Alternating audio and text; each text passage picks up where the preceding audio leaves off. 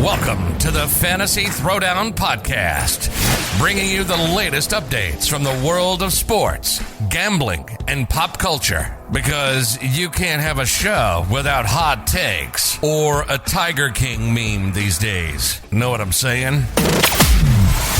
Now, with over 200 episodes and ready to get after it again, here's your host, Dwayne Callender. All right, let's get into Monday Night Football tonight. Really short and sweet because this is an ugly game. We have the Dolphins traveling to the Superdome to play the Saints. Dolphins are favored because we have, due to COVID protocols, we have a third string quarterback, although it's really fourth string or whatever. It comes down to Ian Book basically playing QB for the Saints. No one's really seen him since his Notre Dame days. Really don't know what to expect. Honestly, this is an ugly slate. Saints defense is good, so it's not as though Miami had a juggernaut offense to begin with, so don't really like the pieces there. I like both defenses in play today. It's a 37 total. That should tell you something about how bad this game is likely to be if Vegas is giving you a 37 total off the bat. The line is so low that realistically, it's hard to bet the under, even though the under should hit here. There's not a whole lot going on in this game, to be perfectly honest. So, yeah, I think the way the over hits is if the defenses get a defensive touchdown, to be honest. I don't see these offenses moving the ball enough, to be perfectly honest. And it's just that simple. I look at this. This game was originally the Saints favored by 3.5.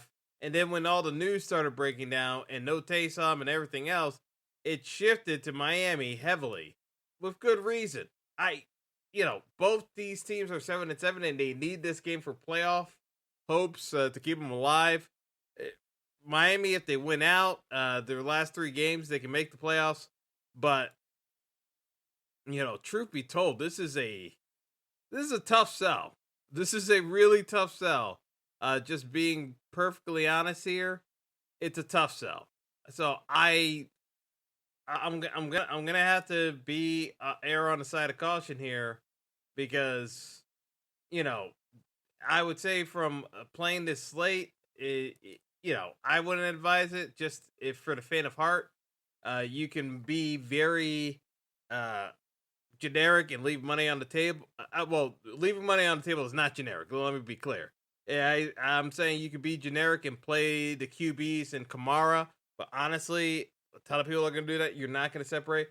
The defenses are going to be more popular than usual, but realistically, that's the way to go here. You have to play the defenses, in my opinion.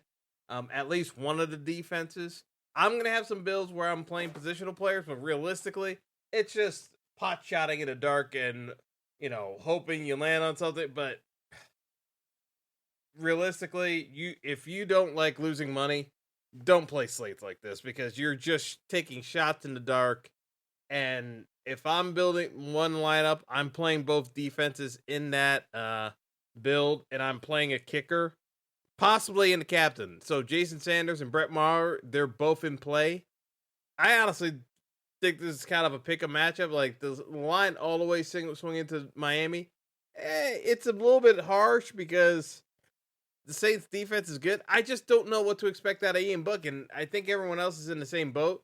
I just don't want to go all overboard like dogpiling on Book here. It's a tricky one to say the least, is because honestly, you can go a number of different ways, but trying to, shall we say, finagle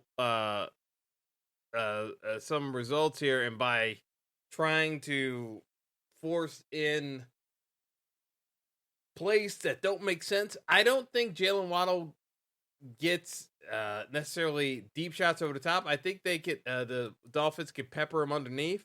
But I also like Gesicki in that role. So to me, Gesicki and Waddle are interchangeable, in my opinion, tonight in terms of targets, depending on how the Dolphins want to run their offense. So I have a tough time looking at this slate and trying to get that much different as is. So I'll be focusing on the fact that the Dolphins will be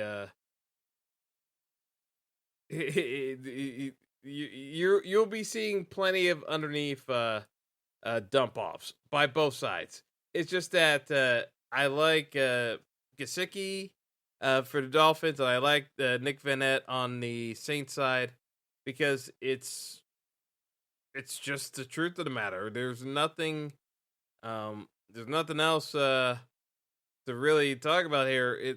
I don't see these offenses being able to get deep shots over the top. It's just not. It's not likely. I just think with so much on the line, I think both these teams kind of play it on the conservative side and limit what they're gonna be doing more often than not. I just as I said, I have a tough time going crazy over going over this slate. It just, to me, there's just not a whole lot here to postulate and say this is how I think the game's gonna go. These games are gonna come down to turnovers, and I know it's boring as hell to say, but that's just the honest truth of the matter. You could get a random tight end touchdown to Adam Shaheen or Durham Smythe, and that could swing the slate. I mean, realistically, that could swing the slate and be the difference. I don't even think it's a milli maker tonight on DraftKings. I think it's a 500K up top, but in large field GPPs, that's what could swing it. So to me, I'm going to be focusing more on smaller contests because it's really straightforward to me. Just playing the defense, is not trying to overthink it with the offensive pieces. I think we see a lot of 3 and outs and just kind of keep it moving. So hope for the best that he hit something randomly, but I'm not too overly optimistic. Last night, it was an obvious Cowboy smash spot. To get different, I try to go to Washington side and see if you catch the Cowboys sleeping at the wheel. They weren't. Tonight, these are evenly matched teams. I have a really hard time seeing either one of them have the no-show that Washington did yesterday. So that's all I got. Good luck tonight, folks. And until next time, we will talk again. Have a good one. Thanks for listening to the Fantasy Throwdown Podcast. Be sure to like and subscribe to the show on Apple Podcasts, Google Podcasts, and all other major outlets.